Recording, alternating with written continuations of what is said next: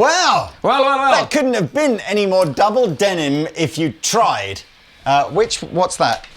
That's Bosh, you. Bish Bash Bosh got too many pedals switched on there. That was double denim Bryan Adams-tastic, Mr. P. Was it? Well, I think so. What do you think? Do you think that was Loop was sort of, you know... Maybe it was. If Bryan Adams were here today, he would say, please like and subscribe this video and hit the notification bell so you don't miss any videos. He loves this channel. He does. watches it all the time. All the time. All the time. All the time. All the time. Right. So...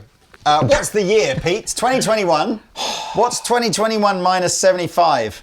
Is that 1946? It is. 1946. That's when my dad was born. The year my dad was born, 1946. Really? I never thought about that before. So he's the same age as the Fender Guitar Company. Well, then this is a very special video, then, isn't it? So... Has he got one of these emblems in somewhere on his body? Tattooed on his backside. Yes, so many of you will be forgiven for thinking that, you know, dates like 1951 or 1954, you know, when iconic instruments like the Tele or the Strat kind of came out, would have been kind of when Fender started, but no. Yeah. It was before then. Yeah. So 46 was in fact when the Fender, you know, company was incorporated. Yeah. Back then, you know, fixing amps and selling records and, you know, tinkering with guitar amplifier designs and things like that. But that's basically how Leo immersed himself in the sort of the music scene in California and got to know, you know, various musicians at the time and started thinking, well, there's got to be something in this new fandangled electric guitar phenomenon. And yes, of course, you know, he changed the world, didn't he? He did. Just looking at the bridge on that, that's interesting, well, isn't it? It's because it's one of these half... it's actually a tiny little cover. Don't know if I can take it off. Okay, well, we'll come back to that. So, See. Anyway, 2021, Fender are celebrating the 75th anniversary of themselves, and there are some commemorative products. Looks like a harmonica. You know, golden monobrow.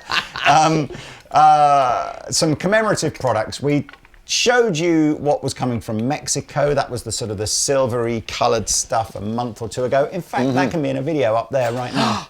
It could. Amazing. But these are the American guitars. These are the 75th anniversary commemorative USA-made guitars. Gold! Gold! Always believe in your soul. It's gold. There are two guitars, a Stratocaster and a Telecaster, and two basses, a P bass and a jazz bass. P and a J. Can you give us some features and then we'll do some tones, Mr. P? Well, I can certainly give you some features. This one here is a see-through gloss finish on an ash body. Ash body. Ash.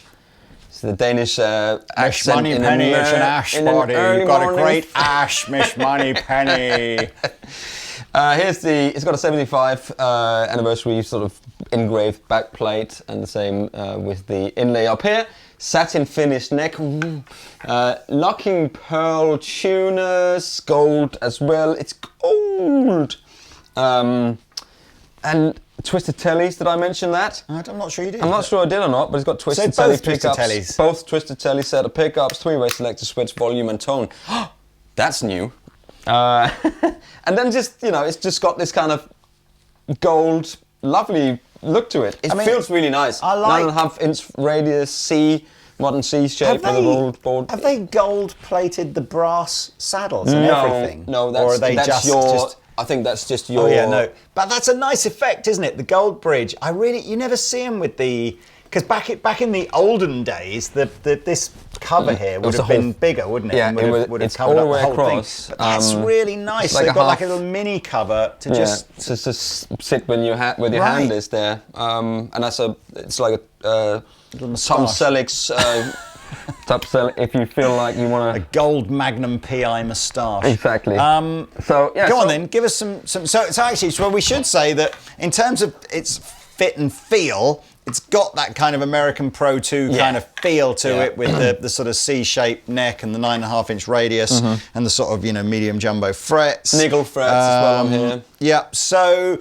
you know, in terms of the feel, if you're familiar with a sort of a relatively modern day, and I say modern day, sort of like, I guess, anything from the almost the 80s and the 90s onwards. Uh-huh. You're kind of, that's the sort of the feel of the guitar. Kind of, a little bit rolled on the fingerboard edges. Yeah. Nice job on the fretwork, as you'd expect, Just obviously. It's just comfortable. It's just the Fender. It just feels like a nicely set up and... I like the Fender. colour. What do they call this? Because I want to call this Sienna Sunburst or something. Is it not that? Is it Honey Burst or something? So the colour is Bourbon Burst. Bourbon, two-tone bourbon. You can see it's dark out here. It goes in. It's kind of a honey. Yeah, I thought like Honey Burst or even Sienna Sunburst. But it's a nice colour. It's a nice colour. Maybe they were going. It's 1970. Maybe they had a bourbon that was from 75 years old, and they went. I do like how they inlay these little 75th anniversary badges. Yeah, that's really nice. In the olden days, they used to just put a sticker on, didn't they? Like 50th anniversary was, but they've done this nicely. Yeah, they've done this nicely. Really nice. The neck anyway, plate's nice. We digress. Give us some tones, we digress. and then I'll tell you about the Strat. Here we go, here's some tones. You know what it sounds to me like? No. A Telecaster. It sounds like a Telecaster. In a clean amp. There's no pedals involved here, ladies and gentlemen.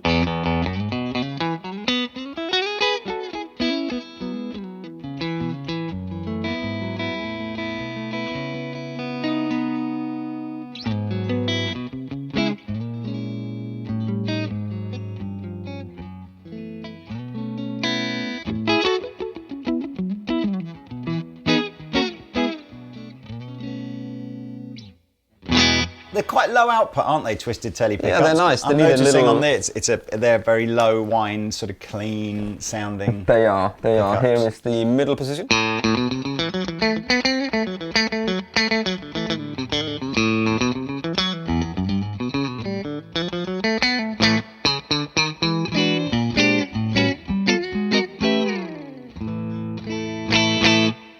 And here's the back position.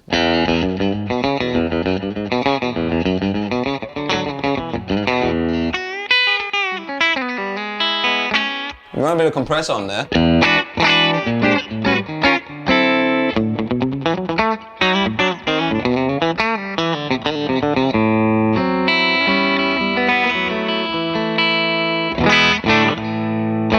It's nice.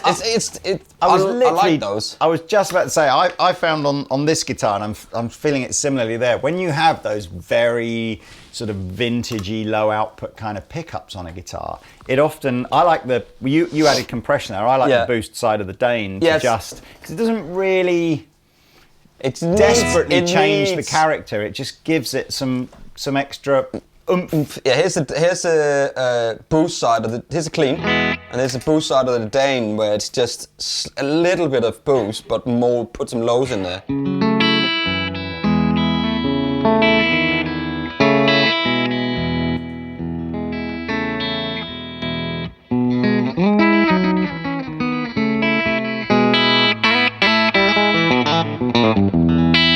That's magic. That's just the magic that you just want on top, even the neck pickup. And without, with, and then with a bit of Dane at 9 o'clock.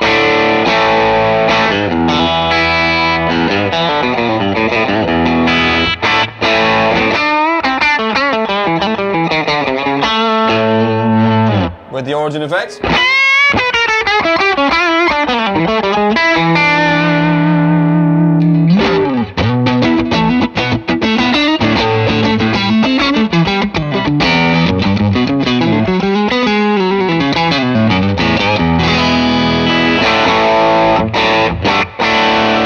That sounded great, man. That's when you put those pedals together. That was the Cali 76 compressor into the Dane. Yeah, with the gain at 9 o'clock and volume and tone at 10. By the way, we'll tell you about this guitar at the end of this demo, just in case you're wondering. What's that? So here's a Strat. Yes.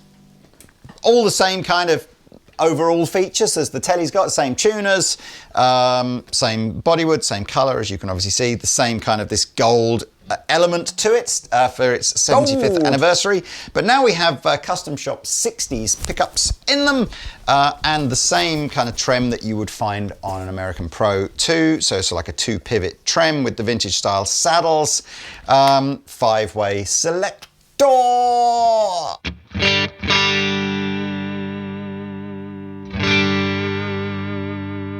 So it's a very vintagey, little thin.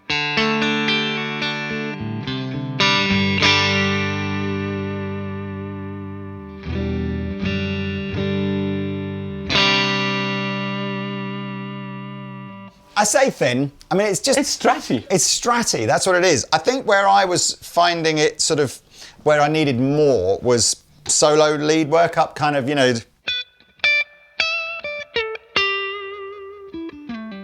It is quite... It gets that... Oops. That's the If this was my guitar, I'd put heavier strings on it and a slightly higher action, and I think that would cure it. Or what I was basically, as I was kind of layering up, so my basic kind of, I had a light speed at first, which was...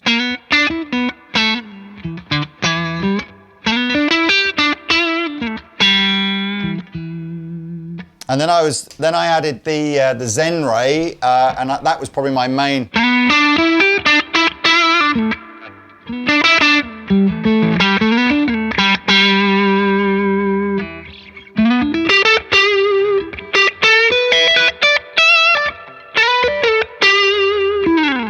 And we were sort of getting in the ballpark, and then I put the boost of the Dane and some compression on. That's why there was so much noise, but.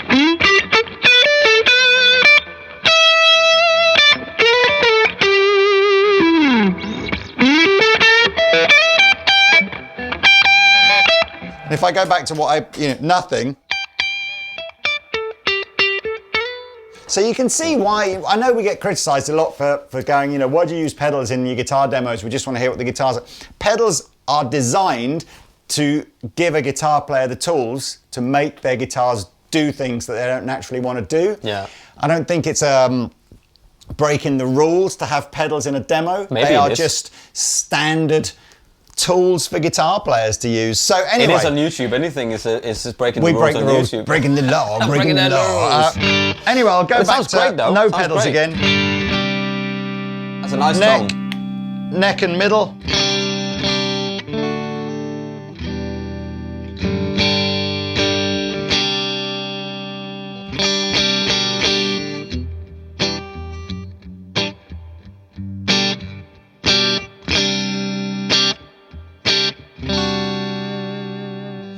Middle on its own.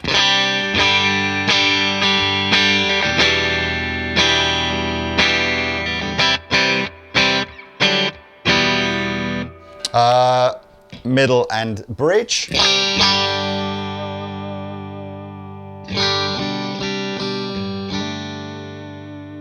Oh, it does sound good. It sounds like it's a lovely Strat sound. It's a good Strat sound.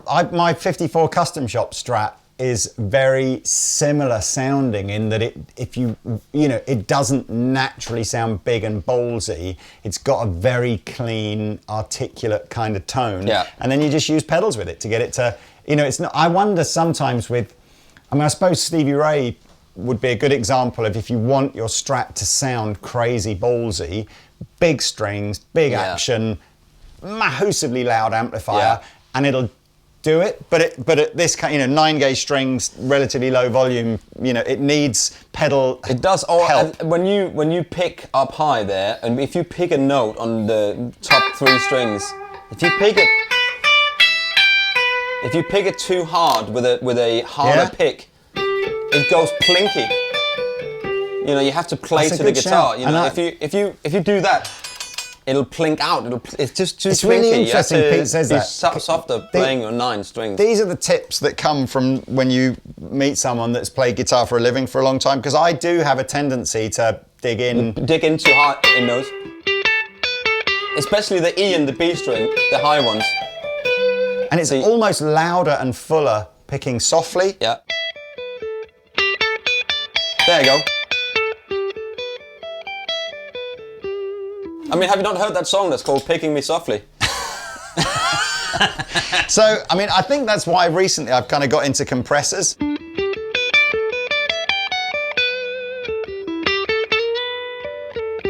But even with compressors, you can still pick it too hard. Yeah. And especially if it's light gauge strings, 8, 9s, it gets plinky plonky if you don't touch it with a finger very gently. So there we go. We've got the nice heel joints on both guitars. That's a pretty standard feature on all modern Fender American guitars now. Again, it does mean you can get right up to the sort of the top frets, and you haven't got that, you know, sort of corner of the heel joint digging into your palm. No money up there.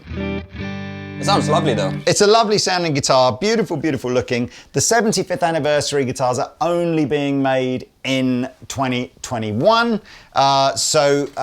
There's no, right now there's no sense that it's a limited number of a certain quantity of guitars, but it'll, you know, once you get to the end of the year, however many Fender have made, that'll be the limited quantity. So about 7 million, something like that. I'm joking. You get a nice case. With a blue lining. Is it blue lining? Yeah, because lining. normally your American cases are black. You know. Oh yeah, looky inside. This is really difficult to do and balance the guitar on my lap at the same time. But you're a professional. I am a professional. You can multitask. Don't know what they say about men can't multitask. It smells. You can smell the glue in there. Might have to stick my head in there for 10 minutes after this demo. I tell you what as well, I mean, these are ash bodies, and you know, because of this whole, this little bug who is actually eating all the trees, then these are probably... Swamp ash, and it's not just in America now. It's like we're seeing even the Far Eastern brands now starting to say swamp ash is getting tricky to get hold of. So yeah, absolutely. They're reserving what stocks they do have of swamp ash for special occasions. special occasions. So there we go. That's the commemorative 75th anniversary American guitar. Mr. Pete, nothing to do with the 75th anniversary, just a very cool guitar for a very cool artist. Yes, exactly. We did recently a video on some Fender artist models that came out. What was the one you had, Lee, and what was the band? That was, I apologise again to Ben Gibbard for getting the name of his band wrong. Apparently, I mean, look, I say apparently, I mean, they've been around for a while, massive in America. I don't know what their British fan base following is like, but I have to say I wasn't familiar, so I got the name wrong. I believe, I'm going to get it wrong again, it's something like Death Cab 4 Cutie, I think is the correct name, and I called it Death by Cutie, so I got 2 words out of the 4 correct. Yeah, but that's fine. I mean, it's better so than I apologise for that one. And if you want to see about 500 comments, you know, criticising me for that, there's the video up there. But it was a very cool guitar.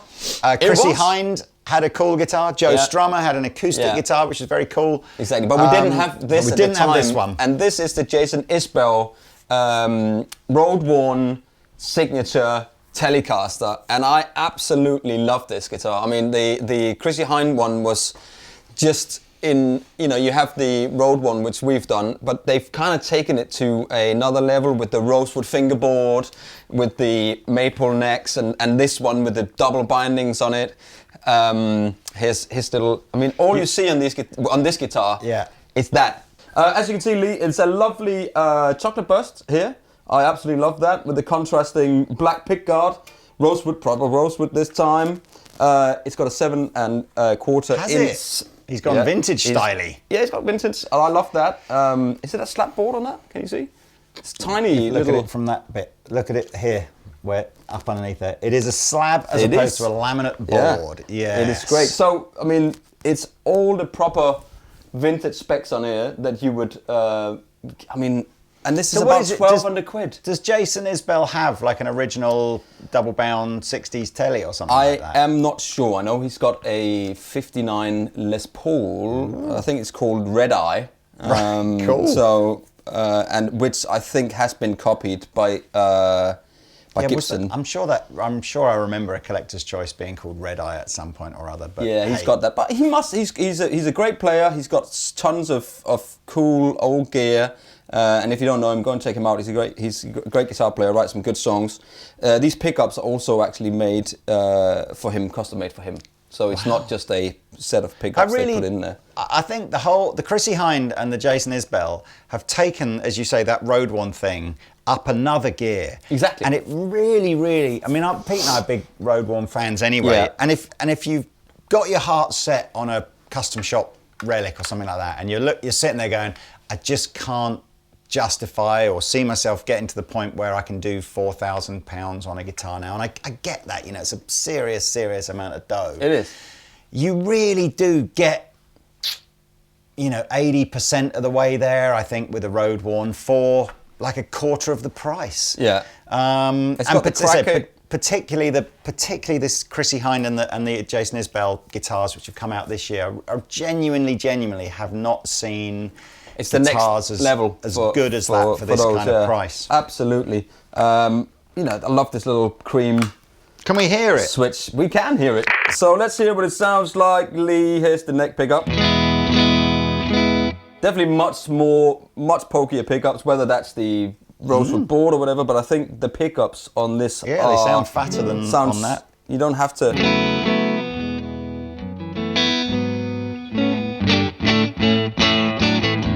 And I think actually it's got 10s on it here.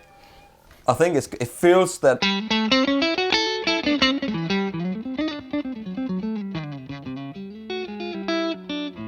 Do you know what? I should say, heavy strings is not a badge of honour.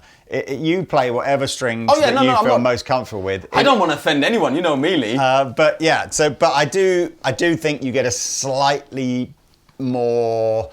I think you do get a little bit more volume out of a heavier set of strings. Well, that depends on who you ask. Yes, it does. Yeah, exactly. The neck here is, as you can see, some of it is still got a little bit of lack on it. It's nitro as well, by the way, on this one, and then it's finished off. The whole guitar. Yeah. Mm-hmm. That's... Yeah, they're all Road Worn. No, I suppose they are, aren't they? Yeah. So.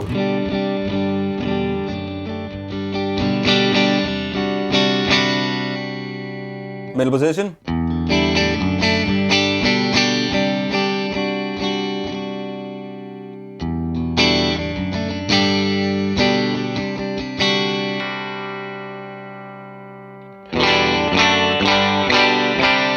It's much less bright. All of the pickups are less bright. Mm-hmm. I feel like I need to tone control off a bit. Here's a bit of Dane.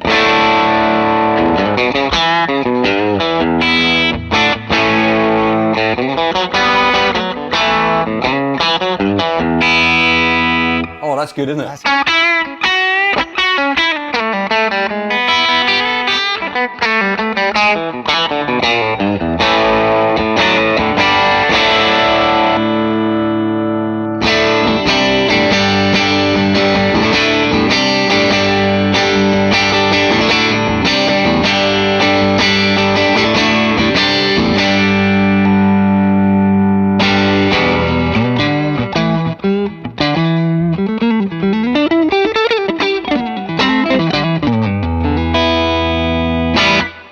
I mean, that's really just nice. Literally a little bit of distortion from the Dane, nothing else. No boost, no compression. No, sounds nothing. Good.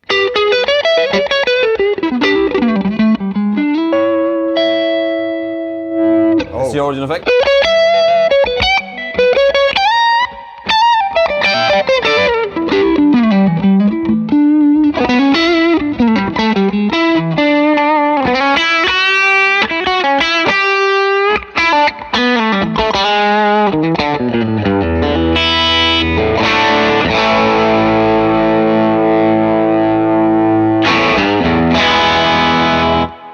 I really like this guitar, and it looks awesome, man. No, and I'm even thinking if there's a little bit at the back of your mind that you have this nagging thing of like, don't really want to buy an artist signature guitar if I'm not really into the artist and all that kind of stuff. I mean, A, it doesn't really show it off, but B, why not get that guitar and stick a parchment scratch plate on it or something like that, and then it's like instantly a different look. Yeah, white or pearl. You could put one of those like anodized silver or anyway. So that's great. All of this is this. You know, that's all you really see. And he's a great artist, so go check him out. I think this is killer. I mean, I really like the Crazy Hind one, but that had a really slim neck on it, where this is more of a, not a chunky neck, but more of a 60s modern kind of thing. But there we are. And if Jason Isbell was here today as well, he would say, please like and subscribe this channel. But he'd probably say it to a tasteful kind of guitar tune. Anyway, right. Let's jam out, Mr. Let's Pete. do it. If you want to know more about any of these guitars, maybe go so far as to place an order for one. Then links are below the video, and yes, onwards and upwards. See you later. Bye.